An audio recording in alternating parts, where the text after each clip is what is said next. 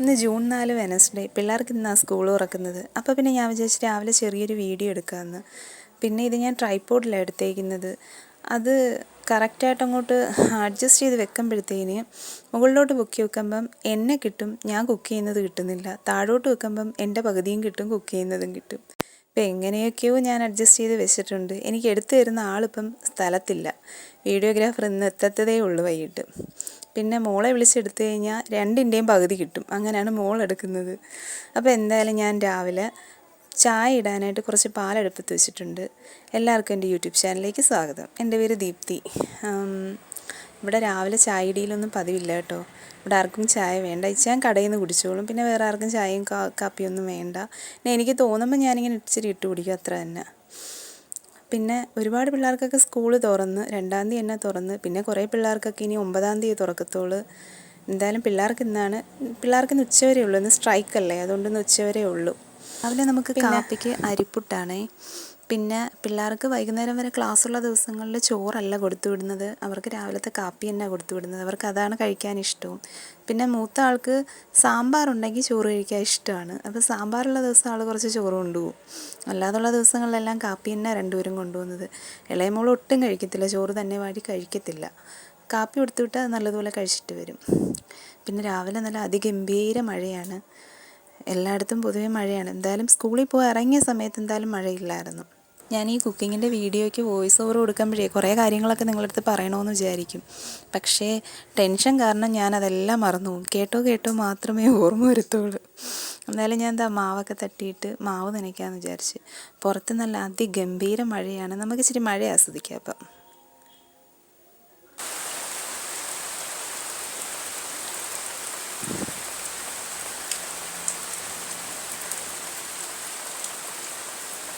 ഇത് നമ്മുടെ ബാക്ക് സൈഡാണ് കേട്ടോ വീടിൻ്റെ.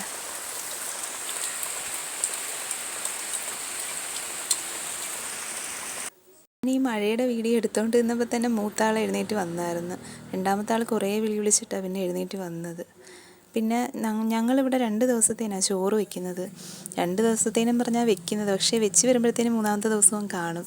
ചോറ് കഴിക്കൽ പൊതുവേ എല്ലാവരും കുറവാണ്. പപ്പയുള്ള ദിവസം മാത്രം പപ്പ ഉച്ചയ്ക്കും രാത്രിയും കഴിക്കും. ഞങ്ങളൊന്നും രാത്രി കഴിക്കത്തില്ല. ഞങ്ങളൊക്കെ ഗോതമ്പ് പുട്ടാണ്. പിന്നെ ഇവിടെ ഞാൻ പുട്ടിന് മാവ് നനയ്ക്കുമ്പോഴേ ഗ്ലാസ്സിൽ ആവശ്യത്തിന് ഉപ്പെടുത്ത് അതിനകത്ത് വെള്ളം ഒഴിച്ച് അത് മിക്സ് ചെയ്തിട്ട് ഇതിനകത്തോട്ട് തളിച്ചാണ് പുട്ടിന് മാവ് നനയ്ക്കുന്നത്. നിങ്ങളങ്ങനെയാണോ മാവ് നനയ്ക്കുന്നത്? എൻ്റെ വീട്ടിലങ്ങനെയല്ല. എൻ്റെ വീട്ടിലാണെങ്കിൽ അമ്മയാണെങ്കിൽ നേരിട്ട് അതായത് മാവിലോട്ട് തന്നെ ഉപ്പങ്ങിട്ട് പിന്നെ വെള്ളം ഒഴിച്ച് നനച്ചെടുക്കുക ചെയ്യുന്നത്. എൻ്റെ ഇളയ മോക്ക് രാവിലെ ഭയങ്കര സങ്കടം, സ്കൂളിൽ പോകുന്നതിൻ്റെതാണ്. ഇന്നലെ വരെയും സ്കൂൾ തുറക്കുന്നില്ലേ എന്നുള്ള ചോദ്യമായിരുന്നു. ഇന്നിപ്പോൾ ആയപ്പോഴത്തേന് ഭയങ്കര സങ്കടം. കരയൂന്ന് ഞാൻ വിചാരിച്ചു, പക്ഷേ ആൾ കരഞ്ഞില്ല.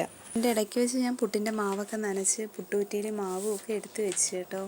പിന്നെ ഇന്ന് ഞങ്ങൾ രണ്ടുപേരും കൂടെ ഒരുമിച്ചാണ് ഉണ്ടാക്കുന്നത്. ഞാനിന്ന് ജോലിക്ക് പോകുന്നില്ല. ആദ്യത്തെ ദിവസം കൊണ്ട് ഞാൻ പറഞ്ഞിന്ന് പോകുന്നില്ല എന്ന് പറഞ്ഞു. പിന്നെ മൂത്താൾ തന്നെ റെഡി ആയിക്കോളും. എല്ലാ കാര്യങ്ങളും അത്യാവശ്യം എല്ലാം തന്നെ ചെയ്യും. മുടി ഞാൻ കെട്ടിക്കൊടുക്കണം.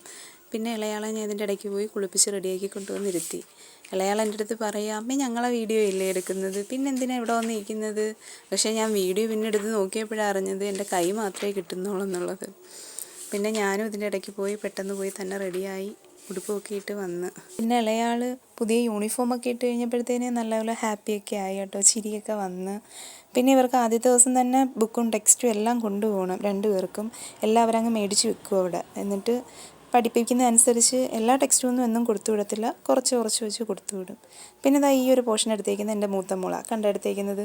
എന്നെ കുറച്ച് കിട്ടും, ബാക്കി താഴെയും കുറച്ച് കിട്ടും. അങ്ങനെയാണ് ആളെടുത്തേക്കുന്നത്. അങ്ങനെ രണ്ടുപേരും റെഡിയായി പ്രാർത്ഥിച്ചിട്ടൊക്കെ ഇറങ്ങുക.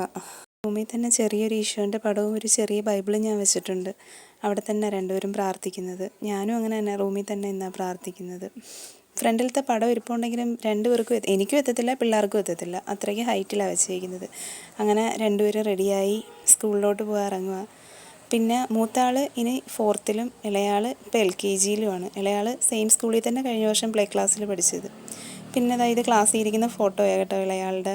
ഞാൻ സ്കൂളിലെ ഫോട്ടോ ഒന്നും രാവിലത്തെ ഫോട്ടോസും വീഡിയോസും ഒന്നും എടുത്തില്ല. കാര്യം പറഞ്ഞാൽ ഞാൻ മറന്നുപോയി. ഇത് പിന്നെ വിളിക്കാൻ ചെന്നപ്പോൾ എടുത്തതാണ്. അപ്പം എല്ലാവർക്കും എൻ്റെ വീഡിയോ ഇഷ്ടമാവുകയാണെങ്കിൽ ഒന്ന് ലൈക്ക് ചെയ്യണേ.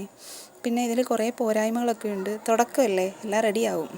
അപ്പം നമുക്ക് മറ്റൊരു വീഡിയോ കാണും വരെ tata bye bye, see U.